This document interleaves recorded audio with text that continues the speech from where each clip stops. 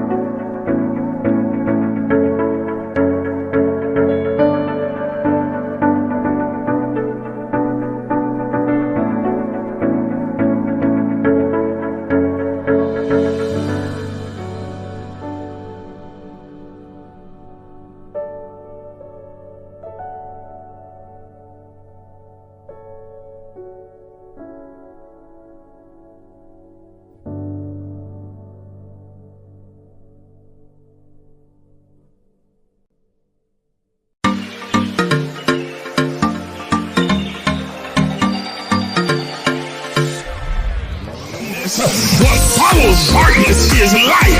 That darkness is the indicator that light is getting ready to shine. So there it is in Genesis, when darkness was upon the face of the deep, and God in the spirit form moved upon the face of the waters, and then God said, let there be.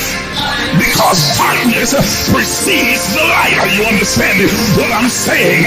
But he needs the darkness there so that God can move upon the face of the deep, so that the shift can take place. Listen, look at your neighbor and tell your neighbor that shift take place in the darkness.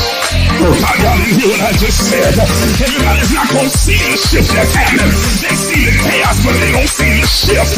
They see all the craziness going on in your life, but they don't understand that underneath the darkness, God is moving in secret. He's moving in quiet.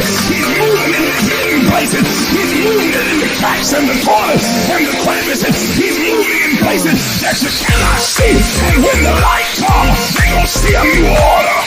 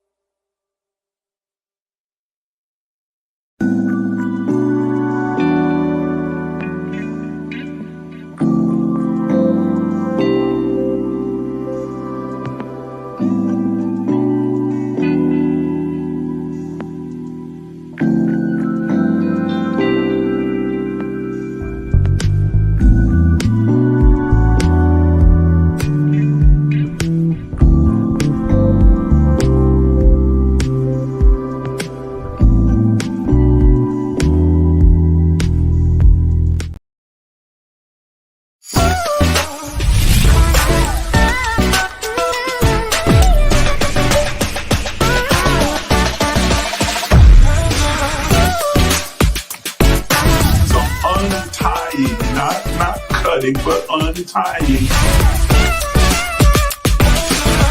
And so the universe then has no choice. First attribute of the secret place. The secret place is a place of revelation. It makes you free because it awakens you and makes you consciously aware that everything that you thought was holding you is an illusion.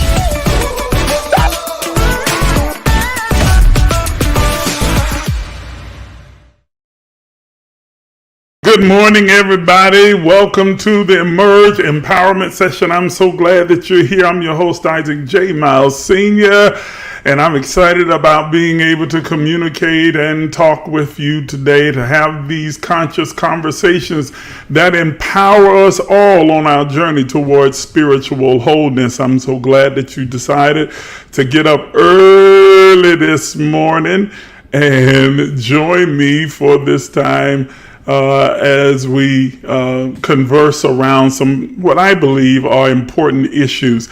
Listen, if you will, those of you who are on here, do me a quick favor and just jump on in the comments and say good morning, say hi, say hello, let me know where you are watching from.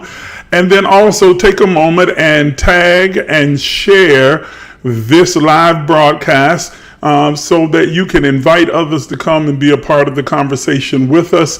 But also you can share it with those who may not be awake right now or may catch your page later. You know, we all got some stalkers that watch our page, even if they don't comment or say anything. So put it on your page and give them something to watch. Those of you watching us on YouTube, make sure that you like and share as well. Subscribe to the channel so that you'll always get notifications for when we have a new broadcast going live, or that there's a new post that's being put up and you're able to tune in and to watch. I'm so glad for each and every one of you that have joined me this morning. And I'm going to kind of go what some would call a little bit old school, even though the title is A New Way Forward. But I'm going to kind of go a little bit old school in that I'm going to talk with you today a little bit from a particular set of verses from the Bible around a particular topic that most of you on here may be familiar with, some may not be as familiar with, but this is just kind of a reminder, a reinforcement. And so I think it's a conversation that is worth having. Good morning to all of you. I'm looking at the comments now. Good morning, good morning, good morning. I see you. Those of you watching on YouTube, those of you watching on Facebook, thank you so much for tuning in. I appreciate you. Thank you for tagging. Thank you for sharing. Thank you for inviting others to be a part of the conversation. I want to use as a heading or a topic this morning, a new way forward. I was thinking about the evolution of my own life. I have been involved in the Christian ministry now for almost 50 years. I know I don't look that old because I look so good. but yes, for almost 50 years, I'm approaching 50 years of ministry now. And I know for some of you that's longer than you've been living, and for others of you, it puts you back from when you were just a little child. But I was a teenager when I started in ministry. I was a teenager in high school when I got started into the ministry and felt the call to do this, but it was something that I became very passionate about. It wasn't something that I really wanted to do at first. I was really initially a musician, and I was engrossed, and man, just music was my life. It was my entire life. I played piano and a few other instruments as well, and organ and other things of that sort. And I had gotten to the place where I was writing songs. As a matter of fact, I still have stacks of old songs that I wrote that I've never really done anything with. I used to teach them the different choirs. I would direct choirs and play for different churches, and I was on the circuit, if you will, and of preachers, not preachers, but musicians rather, there in the Gainesville, Florida area. And those of you who are from Gainesville area, you probably remember those days way back in the day. And I had various different iterations of those experiences of those years when I was primarily a musician, and it wasn't it overlapped rather with the time that I started preaching, because when I first started preaching, nobody wanted to hear me in the first place. So I was still primarily a musician, because I was the little young preacher, the little young musician that was trying to preach. That's what they called me, the little young musician that was trying to preach. Oh, you hear he trying to preach now? I heard that he was trying to preach. So I started really young.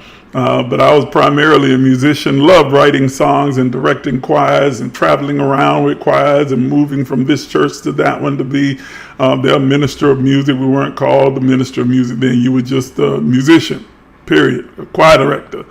And that's what you did, and so I played for different choirs around the area and had all of my friends who were all musicians as well. I remember I was just speaking with some earlier this morning, one of my cousins earlier this morning, about how me and Jeffrey Cash and Jonathan McKnight and James McKnight and so many of us around there were, all involved in Keith McReynolds and John Rollins and all of us involved in the music ministry. Man, Noonan's Lake had one of the best choir.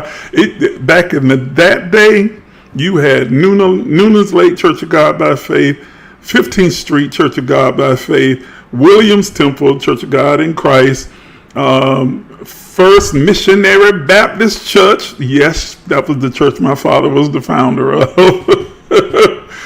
And then a few community groups like True Vision and the GGCCs.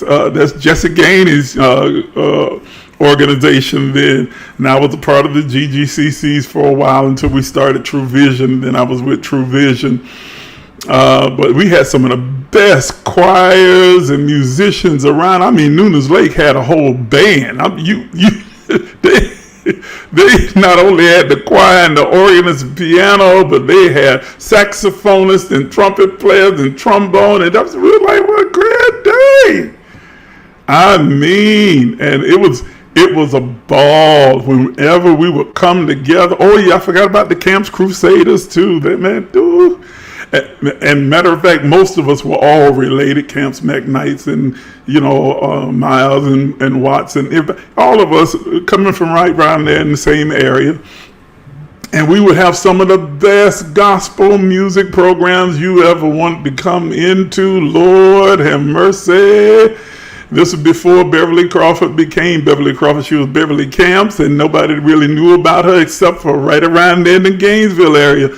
You knew if them Camp Sisters was going to be singing along with the Camps Crusaders and Noonan's Lake and all of these, the ones that I had just named before. Everybody came together for a program. It was going to be explosive. Absolutely explosive. Great musicians. Yes. Patrice said the McKnights were the best. Wait a minute now. You can't leave the rest of us out. But yeah, and we just had so much fun and enjoyed it. And so that was my passion. Me and David Richardson, we were like this. I know y'all know him as, I think he's bishop now or superintendent or something. But back then it was just David and Isaac. Man, we were, that was my buddy, my tight friend. And because he was a much better musician than I was, he would often play and I would direct and teach songs and stuff of that sort. Okay, so I say all of that as a way of reminiscing and just saying that, Music was my passion. So I was the little young musician who was trying to preach. And then slowly preaching became more and more of my passion. And then, of course, I went on from preaching to pastoring and so on. And so I've been doing it for the vast majority of my life, from my childhood up. And, I was brought up in church, as probably many of you were. And, we didn't, if you were brought up like I was, in that era, in the 60s, 70s, you brought up in that era, you went to church. And if you were a church kid, then 9 times out of 10, you were not at the clubs and other places like that hanging out. Or if you was, you had to sneak into it because your parents would kill you. You weren't allowed to do that. So we spent all of our time in church. And I mean, we had church every night of the week. There was something going on at the church and you didn't have a choice. You were going to be at that church just about every single night of the week and all day on Sunday. And so I see Patrice is like, yes, Lord, all night. Indeed, it was all night long. Especially when Bishop Camps was having a service over in Porter's Quarters. Lord have mercy, Jesus. Bishop didn't care. It could be 2 o'clock in the morning and we would still be over there. Like, just a minute. Oh my goodness. So it was the life. And so as a result of that, you can imagine that the entire time we were, the tent revivals. I remember those, Patrice, with Apostle Lake and Apostle Cummins, Prophet Cummins, rather, he was then, and Idell Cheevers and so many more. There's Katie K. That's my cousin. Hey, girl. And so we that was our life. That's what we spent our time doing. It was what we enjoyed. It was our passion. Oh my goodness, man. Me and Jeffrey got to the point where he put up a studio in his own home. This is when we got a little old, and I would go over there in the studio with him and we would just work on music and things like that. It was our entire life.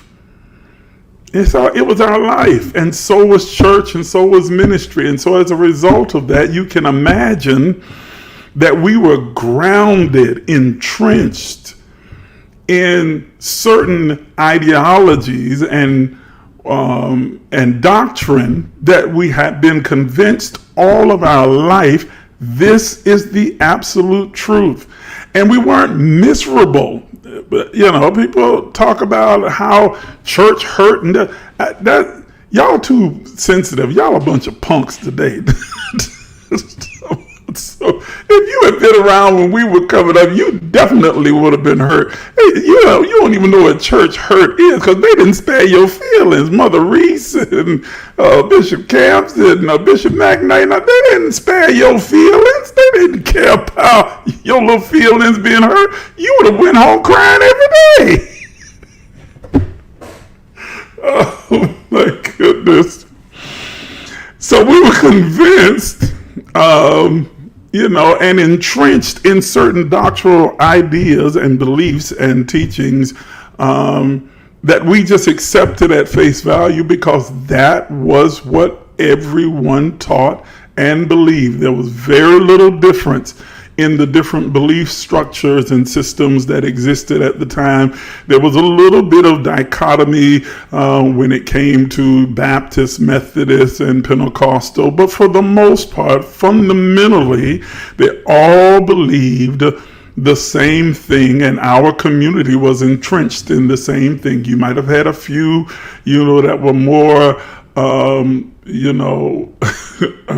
nearer, my God, to thee. And the others, in the morning when I rise. And some that were ikandalabo shendidia. Okay. But fundamentally, we all held the same entrenched ideas and beliefs. And so there's a funny thing about being entrenched or being programmed or conditioned to believe something, even though you've never really studied it yourself. There's something about the people in authority around you telling you that XYZ is a fact that you don't question. And I was brought up in that era where you didn't question authority, you didn't question leadership, you didn't question the pastor or the apostle or the prophet, you didn't question those people who were teaching you. You accepted what they said as the absolute fact, and that was it. Even though they would tell you, open your Bible, and we would go through the ceremony of opening it up, but most of us weren't reading it. We were just listening to what they said was in the Bible, and what they said it actually meant. And some of them were more well versed than others. But for the most part, we were all operating around the same level because it was a different time. Educational advances were not as available for our parents, grandparents, as it was for my generation that was starting to come along. And there were still limitations put on us, even nowhere near like it is with this generation now. You guys have really no limitations and no excuse. But our parents and grandparents, many of them didn't have the kind of opportunities available to them, academic and educationally, that are available, so ubiquitous today. But they, were limited, and yet because they were in positions of authority, because they were the leaders, and we were taught to respect our elders. And I know this is going to sound foreign to a lot of you who are younger generations on here. We were taught to respect not just the elders in our family, but all elders. Every adult was your pseudo parent. Oh yeah, you didn't talk back, you didn't yell, argue, or fuss with any of the adults at all. Okay, they were like a pseudo parent if your parent wasn't present at the time. You let Miss Seal or Miss Roberts go and tell your mama or daddy that you were sassing them, talking back to them, arguing with them. You get the whipping of your life. Now, I'll never forget the day Mr. Shepherd came and told my mama that I was talking back and giving him lip. My lip was swollen. Woo. So, yes, these are community parents, okay? And so you respected all of them. They were all considered an authority figure. And so you accepted whatever was told to you as the absolute truth, even if it didn't quite sit right with you inwardly. Maybe there was that little gnawing inside of you that you couldn't quite distinguish, couldn't put your finger on. You call it something or something telling me that ain't right. But you accepted it because that's the way we were conditioned and trained. That's the way we were brought up. It was called home training. Okay, you respected what the authority figures told you. Now, sometimes you come back and repeat something that an authority figure said, and your parents would step in and say, okay, well, now I know they may have said that, but in this house, as for me in my house, in this house, XYZ is the case.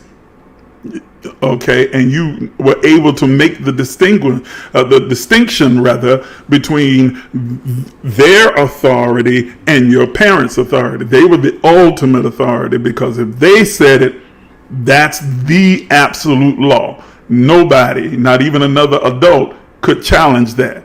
My mama said, my daddy said, well, that's the end all and be all of everything.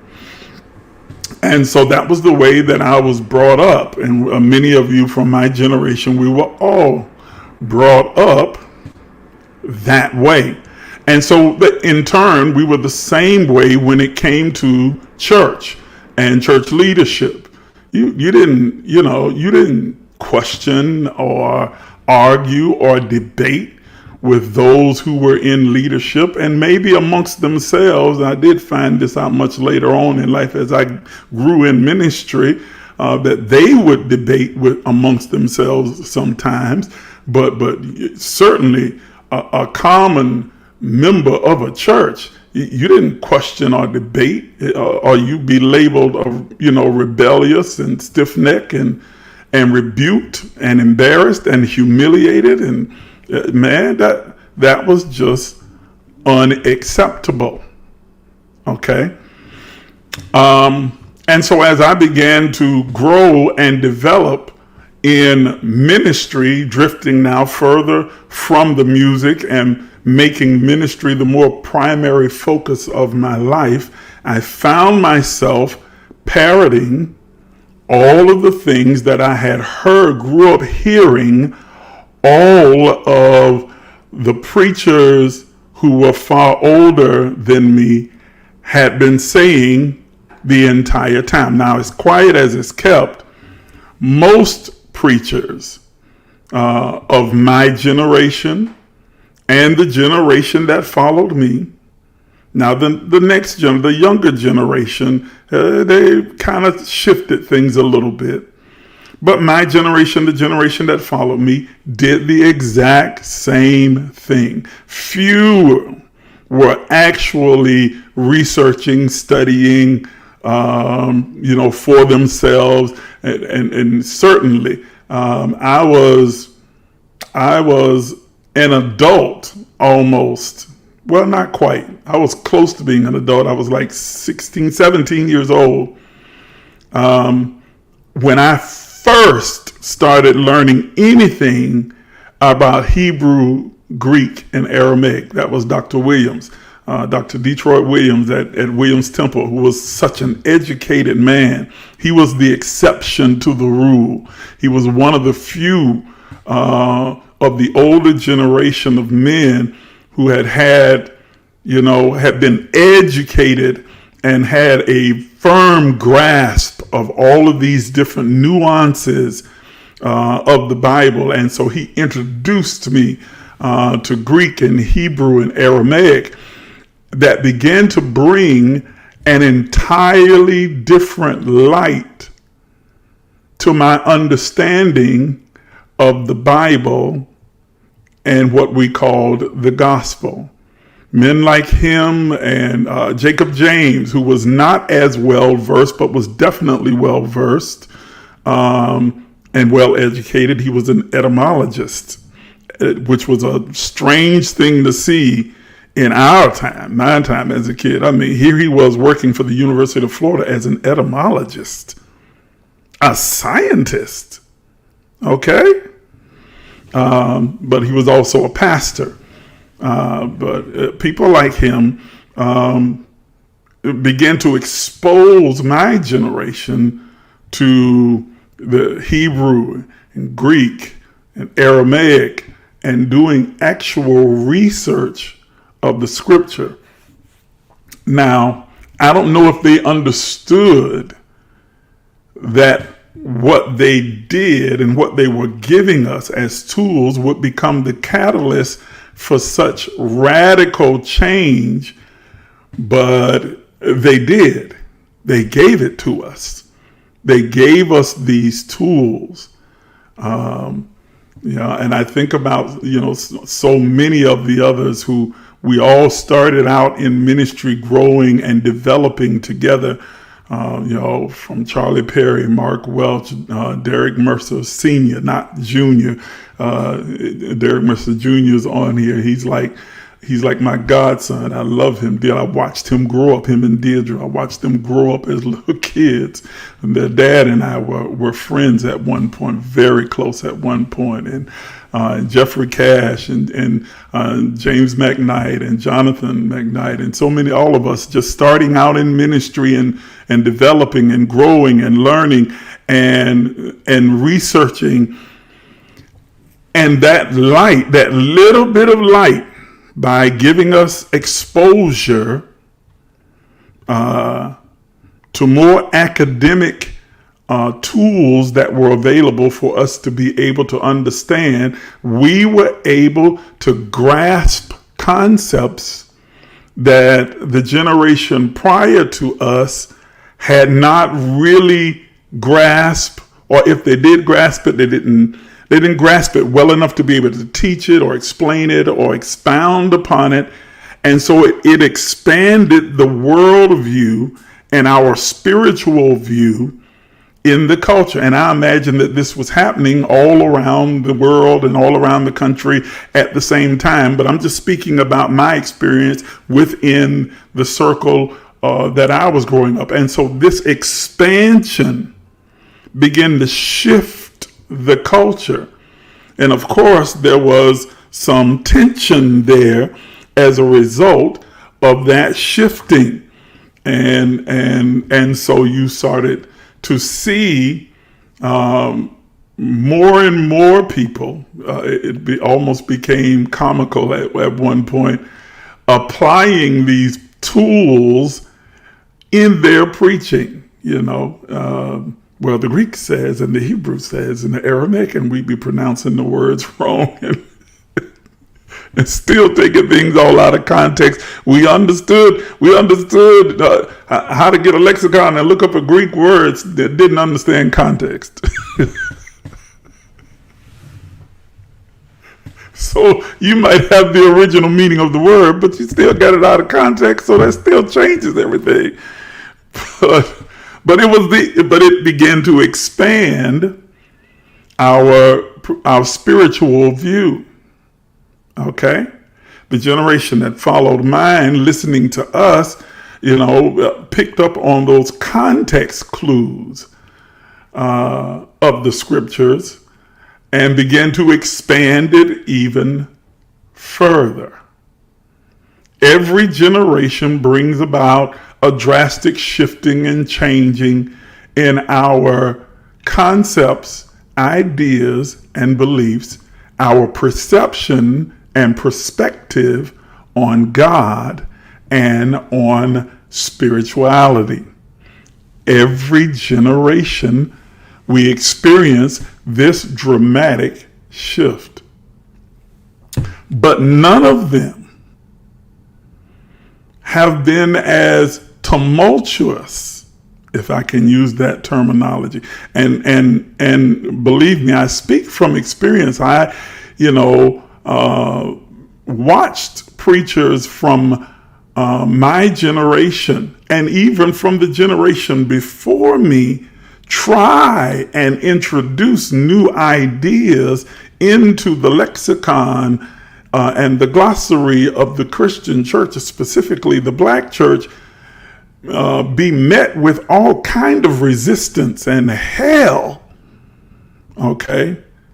But none, I think, can even begin to compare to the tumult that the church is finding itself in right now, as more and more people are awakening and becoming more consciously aware of not only the divinity of the source of God, of all of everything, but of their own divinity as well. And starting to shift dramatically in their view, their beliefs, their ideology, their perceptions of God as it relates to humanity and spirituality at large. There is a ground shift. I was looking at recent statistics that show that about 7,000 churches are closing every month. 7,000. Now that's balanced by the fact that 3,500 are opening, new churches are opening every month, while 7,000 are closing every month. So you can see that while there are new churches that are opening, more of the traditional churches are closing than those that are opening. Over 3,000 ministers are leaving the ministry every single month for various reasons. Some of them shifting in their beliefs, some of them from exhaustion, depression, retirement, other things of that sort. But over 3,000 every single month. 1,500 people stop attending church every week. Did you hear what I said? 1,500 new people stop attending church altogether every week. That's on average of 6,000 people, 6,000 to 7,500 rather, 6,000 to 7,500 people a month who stop attending any organized church service every single month. And people are not, please understand this, please get this, because I know the defensive posture that most will run to, especially those who are preachers, will say that, well, that's in the Bible. Bible says that in the last days, men will be lovers of themselves and that they would turn away from God. There's going to be a great falling away. That's the apostasy. That's been prophesied in the Bible, and people are turning away from God, turning away from holiness. But that's not the case. In the vast majority of the cases of these people who are exiting the church, they are not leaving God. They are leaving the church. They're leaving the church because the church is failing to adjust and shift not its methods, because Lord, the methods have shifted. Man, there are things that are going on in churches now that had they did that back when I was a kid, they would have been labeled every kind of demon, devil, Satan, witch, everything, all the theatrics and lights and smoke and mirrors and everything. They would have sent you to hell with gasoline draws on. You'd have walked up in there talking about doing all of that kind of stuff. So it's not the methods that have failed to change. It is the message that has failed to change. Now I hear you already. You're getting even more defensive because you're saying, but the message should not change. But the message has changed and should change and needs to change, must change, if the church is going to remain relevant. What do you mean? The message has to change. It's Jesus the same yesterday, today, and forevermore. But it's not, the message changes, ladies and gentlemen, because our understanding of the message changes. If our understanding of the message has not changed, evolved, has not expanded, then that would explain the mass exodus. Are you hearing what I'm saying? If it is the fact that we are still tethered to the entrenched ideologies that were given to us in the 1960s and 70s, some in the 1950s and 40s and 30s. If that message is the same, if our understanding, our grasp, our insight, our oversight, our intricate understanding of the whole esoteric nature of God has not shifted, it would explain the entrenchment. I'm sorry, not the entrenchment. It would explain the exodus of the masses of the population are making from these organized religions. They are saying, okay, you've been saying this, teaching this, rehearsing this, regurgitating this in our ears for years, for decades, for centuries. And now that we have access to these academic tools, and we not only understand language, Hebrew, Greek, Aramaic, and some Asian, but we understand context, and we have a much larger, by way of technology, a much larger, comprehensive world view. We understand that your limited perspective on God doesn't fit within the lived reality that we are experiencing in the 21st century. Your ideology, your perspective that still carries with it. Lord, I know I'm going to make some people a little bit angry with this one, but ride with me just a moment. Hear me out. That still carries with it the residual effect of slavery and Jim Crow and oppression and segregation, still carries with it the residual effect and residue of those things no longer relate and resonate with a generation that, while it is indeed encompassed with its own challenges, have not been brought up or reared under those challenges. Not in the same form, not in the same fashion. And so while it may have been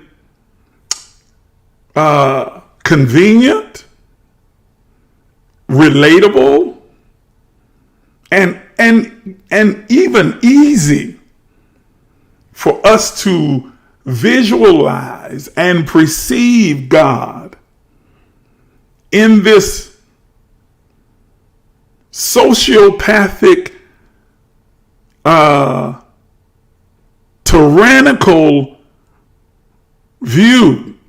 We didn't use those terms, of course. We were just saying, he God all by himself. He don't need nobody's help.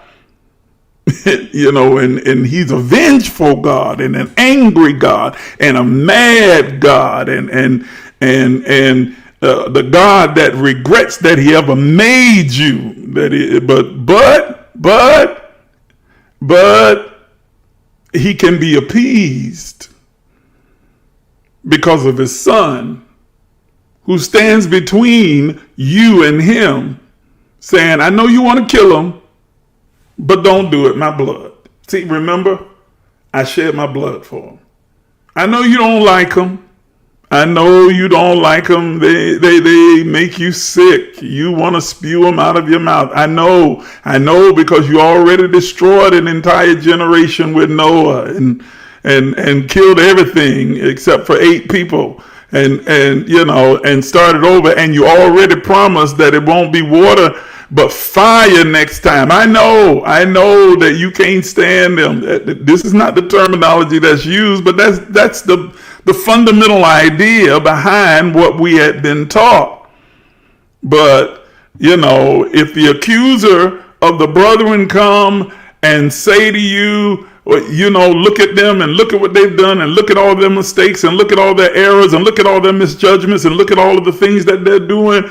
There is another advocate and a lawyer, an intercessor, Jesus, that stands in between of a God who wants to punish us, who wants to take vengeance on us, who can only be satiated and satisfied by blood. The only thing that will satisfy this God and keep it from killing off all of humanity again, first it was the blood of animals, goats, pigeons, turtle doves, and other sacrifices, along with wheat and barley and other things. But you got to have that blood. That blood's got to be sprinkled on the mercy seat.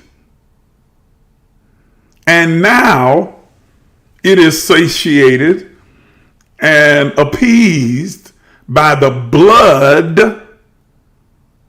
of its only begotten Son.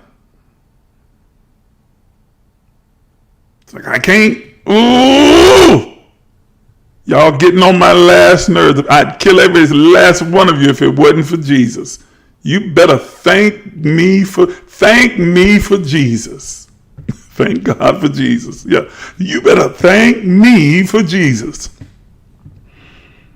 Because if it had not been for Jesus, where would I be? I know it was the blood. I want you to think about what it is that we sing. I know it was the blood.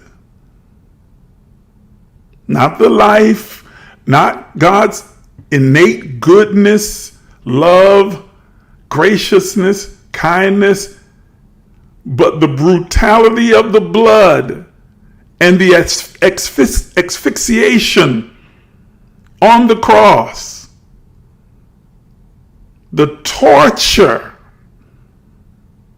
on the cross is the only reason God can stomach any of us.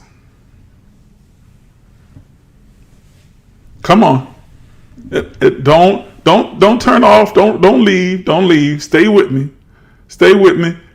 I know that you've probably not heard it presented in that way before, because that's not the churchy terminology. The churchy terminology is, you were the worst of sinners, a wretch undone, stuck in the muck and the mire, on your way to hell. Handcuffs of hell are on your hands and shackles of damnation on your feet. Too mean to live, not fit to die.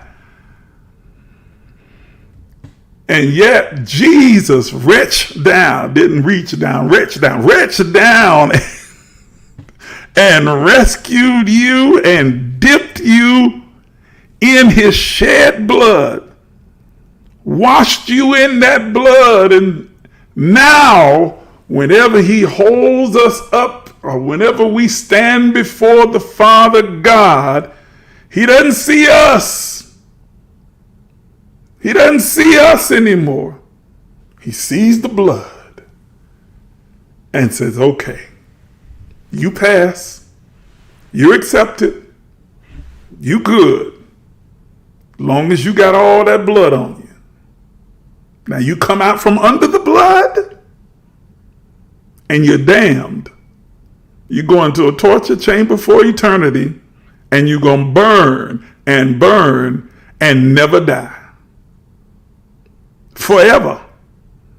That's your fate. But if you keep that blood on you, stay under that blood, that human sacrifice. Come on. If I were to speak about animal and human sacrifice in any other context, you would call it demonic. You call it witchcraft. Let me start talking about voodoo and the fact that they still do animal sacrifices. Oh, that's of the devil. They sacrifice chickens and goats. In the Old Testament, they sacrificed cows, turtle doves, goats, lambs, and then God sacrificed a person, a human being. Chickens, human. Yet one is considered demonic and the other one divine.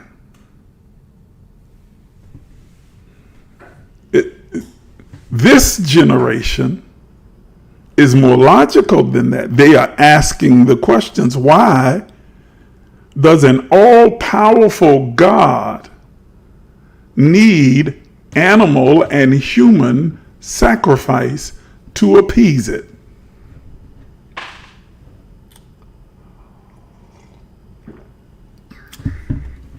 Take a deep breath. Take a deep breath.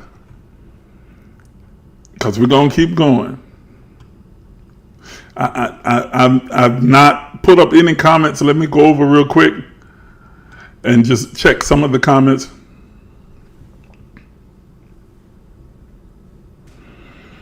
That's a good question, Bree. Bree asked the question, why does everything else in the world, humans, technology, wisdom, understanding, evolve, except for the church message, make it make sense? Everything, but the church message is evolving. For some, they're having to leave the church in order to do it. But and the ones who refuse to evolve, you can see the results. My friend Carrie Pope on here. Okay? As the word says, in all that getting understanding. With understanding comes change. Absolutely. Okay?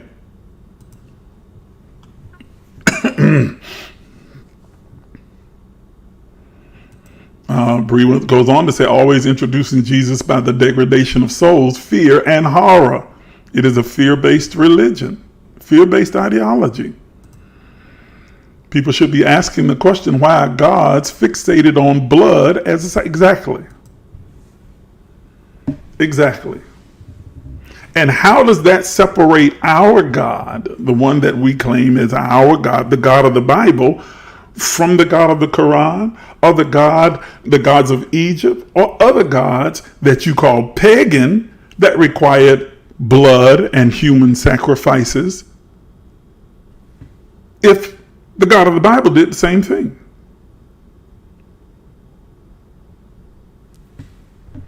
Okay, this is not me denying the existence of God. Absolutely not. I believe that we are all the divine vehicle through which the all of everything is able to experience and express itself in the earth, that we are created in the image and likeness of God. It's saying that the God of the Bible is a perception, gives us a presentation of humans, men's perception of God that makes sense because it aligned with the general perception of all humanity and their gods at the time. All the gods at that time wanted sacrifices, wanted blood. All of them wanted treasure. All of them said that their people and their group were the chosen ones, and everybody else was excluded. And so it makes sense that the writers of the Bible would follow the same trend. And every one of them saying, our God is the one that's right, the only God, the most high God, and all the others are wrong.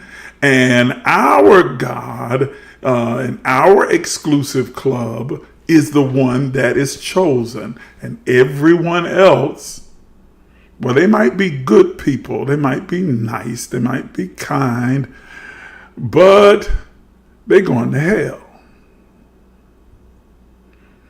And I remember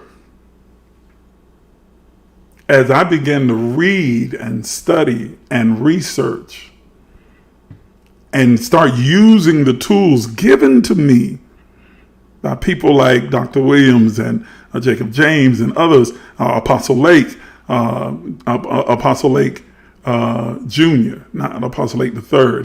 He's more my peer. He's still alive now. His father, who gave me these tools, and began to read and study and research, the more I read, the more I understood. And the more I understood, the more the things that I had been programmed and conditioned to accept as fact no longer sat right with me. Even though I continued to preach them, man, I could send you to hell along with the best of them. Could nobody send you to hell as quick as me, man. I'd be sending you straight to hell. You're talking about hardcore, no sugar-coated. Woo! Man, I could do it with the best. I preach hell. I preach the hell out of hell. Okay? But it didn't sit right with me. And along with the idea that my group, my club, my church Christian community were the only ones right. And so I would encounter people from different faiths, different beliefs, different ideologies, who were wonderful people, kind. Some of them became my friends. And I felt this overwhelming burden and need to try and proselytize them. Mainly because I was so afraid of them dying and going to hell. I couldn't fully enjoy myself in different settings and different things that I would go to and attend, especially going off to college and being exposed to this, that, and the others. And it's like you couldn't fully enjoy it because I'd sit there and see this multitude of people around us and just thinking about, man, almost all these people going to hell. And then you feel the guilt, like, well, they going to hell because you ain't saying nothing. It's your responsibility to be the light and tell them the truth. And so it's like, I should be handing out tracts, and I should be witnessing more, and I should be praying more, and I should be preaching more, and I should be doing more. And it's like the more I do, the more lost people I come in contact with. And it's like, oh my goodness, I'm in this never-ending, never-winning battle to try and win the world. And so you start justifying and saying, well, not everybody's going to be saved. And so then you start accepting the idea, well, then maybe there's some that God chose to be saved and others he didn't. And you start searching out the scriptures and looking for the Bible. And here's the thing, with that Bible, you can get the Bible to say anything that you want it to say. You can twist it, turn it, and fix it, so it will justify whatever it is that you need for it to justify. And I found scriptures in the Bible that help me to accept the idea that there are some that are chosen, that are going to make it in with God, and then there are others that were only created for destruction. That was the only reason they were here. They were not going to be chosen. They were not going to make it in. They were predetermined to go to hell. I accepted it and said, this must be it. That it relieved me of the guilt and the responsibility of trying to win them. Well, I presented them the gospel. They didn't accept it. Hey, they're probably part of that group that's been destined to go to hell. I don't know, but it ain't on me. Come on. And I had scripture to back me up. I could just go right over to Romans chapter 5 where he said Jacob I loved, Esau I hated before they were ever born. Oh, see? So clearly, God made the choice of who's going to be saved, who's going to be lost before they were ever born. That's it. So God in its sovereignty chose Jacob and rejected Esau while they were still in the womb, and they have nothing to do with it. So it's all on God. So if they get saved, then it's God. If they don't get saved, hey, that's on God too. That ain't got nothing to do with me as long as I do my part. Come on, and there's some of you that are watching me right now who believe the exact same thing because you have been taught the exact same thing, that in God's sovereignty he has chosen some and has by virtue of the fact of choosing these, he has then determined that these are going to be lost. That there are some folk that's just born to go to hell. They going. Now, never mind the scriptures that says that he wants, any and all people to come to the knowledge of Christ and everybody to come to salvation. But no, because if that's the case, then that puts the onus back on me. Okay? So I justified it. And I lived with that because it didn't make sense to me. And I had friends and loved ones, people that I cared about, who had died or transitioned and left this three-dimensional form. And I knew, regardless to everything that was said at their funeral, I knew the type of person they were. I knew the life that they had lived. And I knew that they didn't have a relationship with Jesus and that they weren't born again. And so it's like and yet they were the kindest, sweetest, loving, generous people. And the thought of them being in hell, some of them were not that kind or sweet or anything. They were just people that I loved. And the thought of them being in hell forever, burning, tortured, tormented, forever. It didn't sit right with me, but I didn't change my message because how could I disagree with the message I've been hearing all of my life?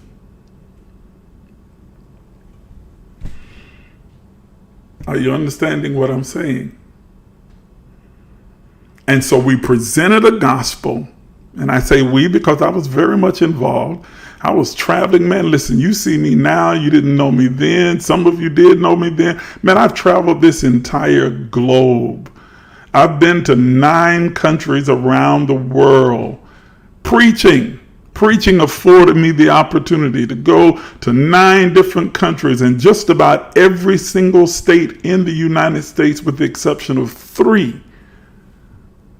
Gone to all of them preaching, teaching, proselytizing. I preached to audiences of 5, 6, 7, even 3 people, but also to audiences of 5, 6, 7, even 10,000 people at a time. Gathered in huge churches, on huge platforms, preaching and ministering, sometimes in English, sometimes in other languages, whether it's with the Cree Indians in northern Canada, or in Haiti, or in Jamaica, or in Antigua, or in Europe, or in other continents, just doing everything I could. So when I say we, I include myself, put forth this message. That your only hope, regardless of the culture or the environment or the ethnicity that you were born into, you just happen to be born in the wrong place at the wrong time. If you didn't accept Jesus, I never mind that you were brought up believing in Allah, or living as a Muslim, or living as a Jew, or living as a Hindu, or living as a Buddhist, or living as a Taoist, or living as, a Cree, or living as, no. I'm here to tell you that everything you've been taught your entire life is wrong, because everything that I've been taught my entire life is right. I want you to listen to how idiotic and arrogant that statement is again. I arrived in your country and your culture to tell you that everything that you've been taught in your life is wrong, because everything that I've been taught in my life is right. I just happen to be born in the right place, to the right family, in the right environment, in the right culture, and the right religion, and you weren't.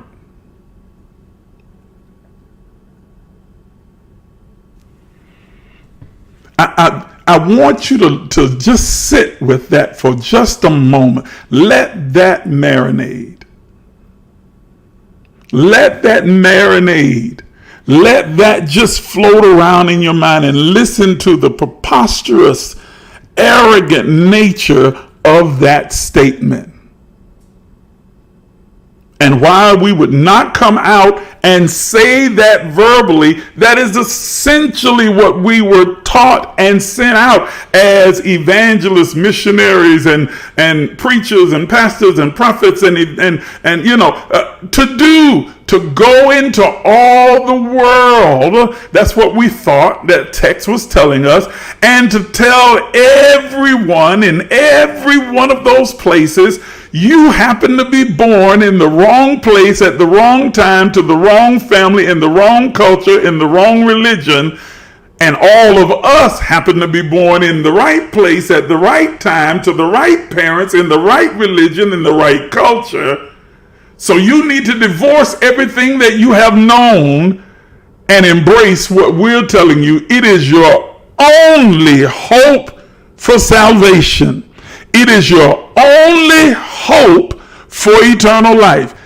Without it, you are doomed.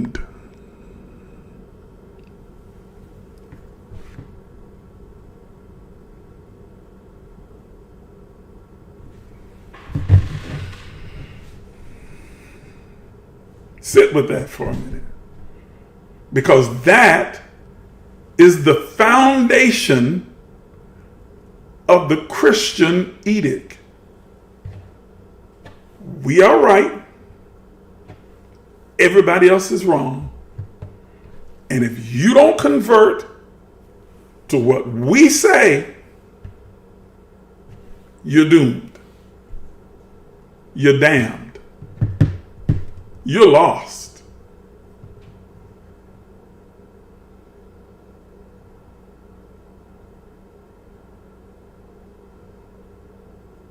How preposterous. How arrogant. How idiotic. And yet, when you're in the midst of it and doing it, you don't see it as so, because it is your truth. And so we have this natural tendency as humans to want to impose our perceptions and our truth on everyone else around us. And we gravitate to those who happen to agree with us, and those who don't, then we kind of pull back from, and we then begin to judge them as saying something's wrong with them. Something ain't right with them because they don't align with me.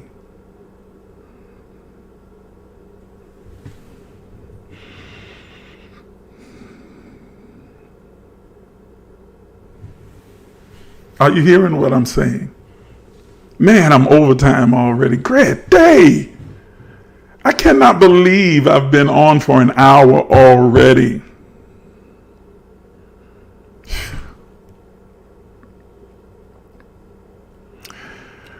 Should I keep going, or should we continue this in our next empowerment session?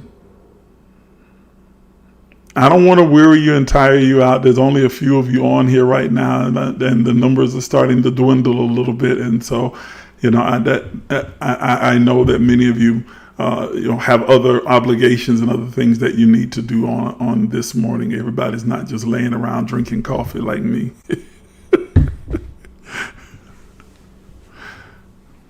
Okay. While I'm waiting for some of you to respond, I'm going to go to these comments over here and see what else. Oh, wow. Patrice says, so what part did the pandemic play in all of this? The church seemed to have fallen away during that time. A lot of them shut their doors and never reopened. I understand some retired, some so forth and so on, as you stated earlier. But what about the rest? Where is the blood required in that? Whose hand is the blood on now? Is it still the pastor's? Wow. That's a loaded question, but it's an insight. It's a very astute insight. Yes, the pandemic played a significant role in the decline. And those of you who were with me during the pandemic when we started this whole Emerge empowerment sessions during the pandemic, heard me say, and I began to prophesy and foretell that many churches that are closed during the pandemic would never reopen, and some of them would reopen, but then they would fold and fail, and they'd never be able to return back to where they were. And I said that those churches that refused to shift and change would eventually die or become insignificant, irrelevant, and ineffective, because there was a grand shifting that was taking place in the global consciousness. And so, yeah, it definitely was a significant indicator. Now, I'm not saying that the pandemic was something that was sent by God. It was something created by men, and it infected the global planet. Okay. But it just happened to coincide, and I don't believe that's accidental or coincidental. I do believe that it's purposed, coincide with this dramatic shift in consciousness and this grand and great awakening that was happening, because what else could get everybody outside of the church building? And then you start to realize that a lot of the things that you were told while religiously returning to the building every single Sunday and throughout the week, having to be divorced from that for a almost 2.5, 3 year period, you start to realize that a lot of what you had been told wasn't true. And some of the things that they said would happen to you if you didn't come to church didn't happen. And all of a sudden the message began to shift and change a little bit. And the church can be wherever you are. Now, before it was like, you got to be in this building. And now it was like, okay, well, just keep tuning in and make sure you send them tithes. Send your offering now, because we don't want to lose the building for when we do get ready to come back. So yeah, and the blood is not on just pastors' hands; it's on everyone's hand. Pastors, leaders, parishioners, congregations, everyone. If there is any blood to be had, there's really no blood on anyone's hand. It is a clear indication of the evolutionary journey that the global community is experiencing at the time. And as I started out by saying, every generation brings about a dramatic shift.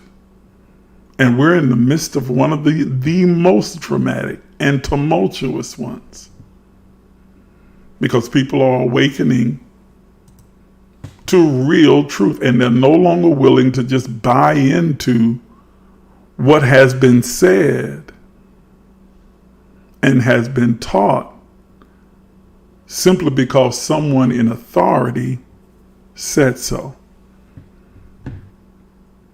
Because with the evolution, the global evolution of the human consciousness, also comes the evolution of technology and access to unlimited information.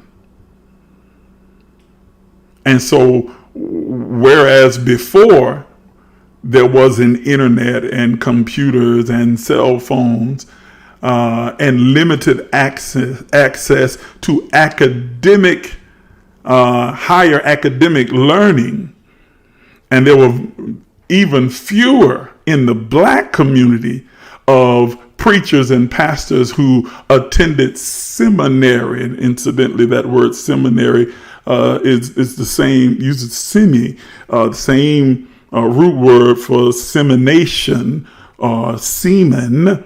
It's a place where you go to have seed implanted into you to impregnate you with a particular ideology, an idea, or a belief. And then you come back and spread that seed among your congregation. And so every seminary, it was an insemination gathering or place, a place of insemination that was determined by the particular ideology of the seminary. If it was a Baptist seminary, Methodist seminary, Pentecostal seminary, Buddhist seminary, whatever, they sometimes didn't call them seminaries, but you would receive seed, be inseminated with the ideology of that particular Reformation so that you could impregnate those that would follow. Plant that seed. And very few people had, access to that as well. So, we were limited in our scope, but with the introduction of the evolving technological advances that gave us access to so much unlimited information, it has become more and more difficult and challenging for those in leadership within the black church to just spout out cliches, and catchy phrases, because people have access to information now where they can go look for themselves. Now, it's still a challenge because they start out with a basement, they start out with a floor, they start out with a foundation of fundamental ideas that are just fundamentally incorrect. But still, it's there. And so as they begin to research a particular thing, subject, idea, concept, doctrine, or belief, it inevitably leads them further down the rabbit hole until they begin to reach the foundational truths, and they start to realize that their whole entire religious belief was built upon a faulty foundation.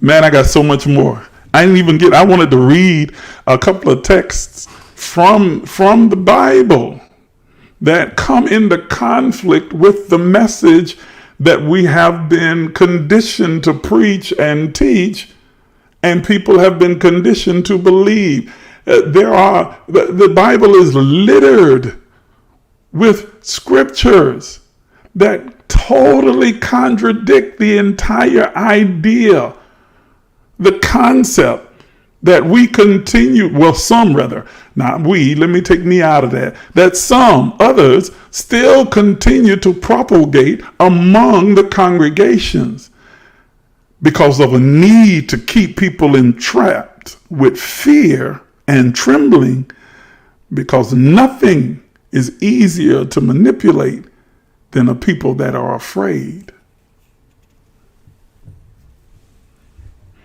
Afraid of God, afraid of you as a leader, afraid of devils and demons and witches and lions and tigers and bears. Oh my. Nothing.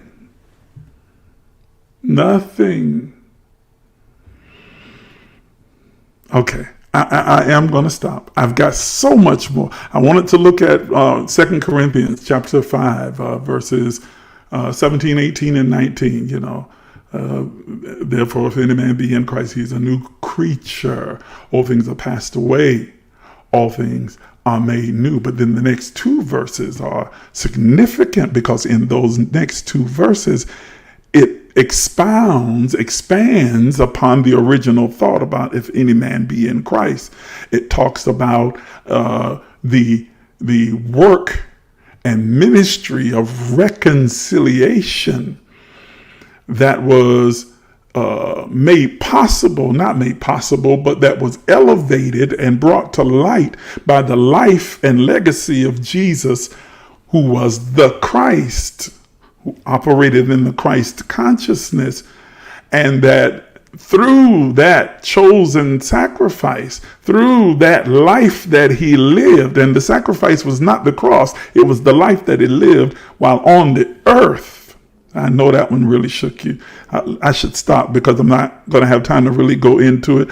But the sacrifice was not the cross. The sacrifice was coming into human form and living, preaching, teaching, being in a world, in a community that it understood completely would reject it. Would be the antithesis of what the world had accepted as its truth. And then to leave behind, listen to what it says, the word of, he did the ministry of reconciliation, and we were left with the word of reconciliation. Okay? He ends it in that 17th verse. Not 17th, the 18th, 19th verse, to wit, that God was in Christ. God. This is not Jesus that was doing it. It was God doing it in Jesus. God was in Jesus, the Christ. Okay, God was in Jesus the Christ, reconciling the world. That word world there is the Greek word cosmos. That is all of humanity, all of existence, all of everything. God was in Jesus the Christ, bringing back to oneness, or making us consciously aware of our oneness with itself, reconciling all of humanity, all of existence to itself. Wait a minute, hold on, it didn't stop there. It says it was reconciling the world, the cosmos, all of humanity, awakening to its conscious awareness of its oneness with God by not imputing their transgressions. Imputing, the word there in the Greek literally means not adding up, holding to their account, putting on their account, holding them accountable or responsible, okay, for their transgressions or trespasses. The same word from which you get the word sin, hamartion, and that word literally means to miss the mark, to make a mistake, to error, to have an error in your judgment, saying, I'm not going to hold your errors or mistakes against you. And then it goes on to say, but not only for us, but for the entire cosmos, the entire world. So even if we accept at face value the message, the gospel message of Jesus Christ, that gospel good news message is that the life of Christ, the finished work of Christ, eradicated any responsibility for error. It eradicated it. According to what the Bible says. It says in 1 John chapter 2, I've told you, I probably know more about this Bible than a lot of people will ever. I've forgotten more about it than a lot of people will ever learn. That's not a statement of arrogance, it's just true. 1 John 2, I think it's verse 2, says that Jesus was made the propitiation Okay, the propitiation for our sins. But then he goes on and explicitly says, but not for ours only, but for the entire world. Cosmos again, all of humanity. Now, how can all of humanity's sins be eradicated? There is absolutely no responsibility for any error, any missing of the mark, any mistakes. And at the same time, we'd be held accountable for them and saying, well, now, if you do it, though, you're going to hell. That's a contradiction.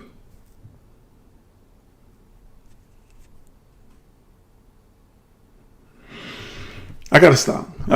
We'll dig more into those next session. It's almost been an hour and a half. Great day. I'm going to stop.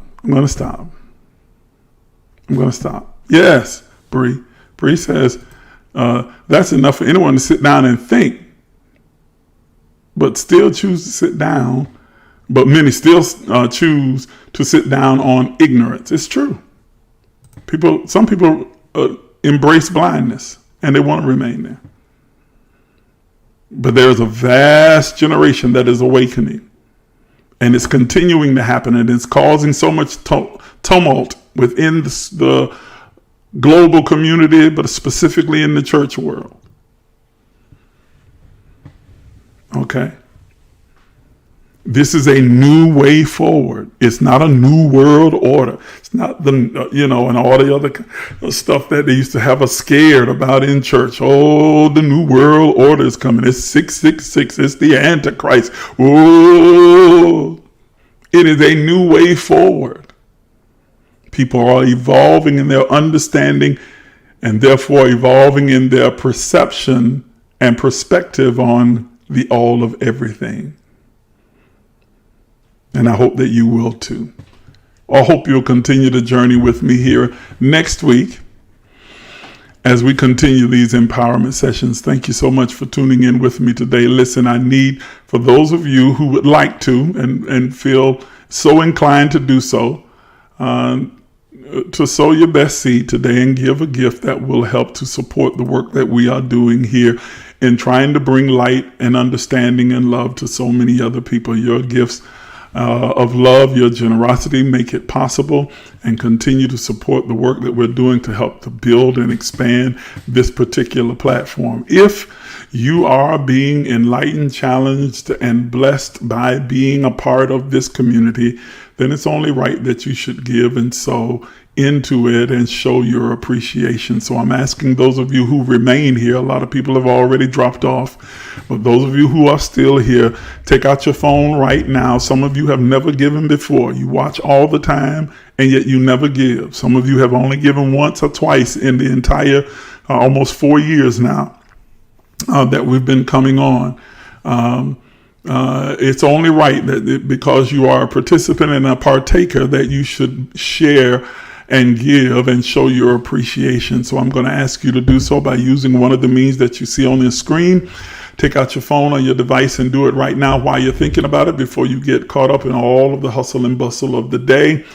Whatever you give, I will be greatly appreciative of, and I thank you for your support, your love, and your continued participation as we continue to have these conscious conversations together.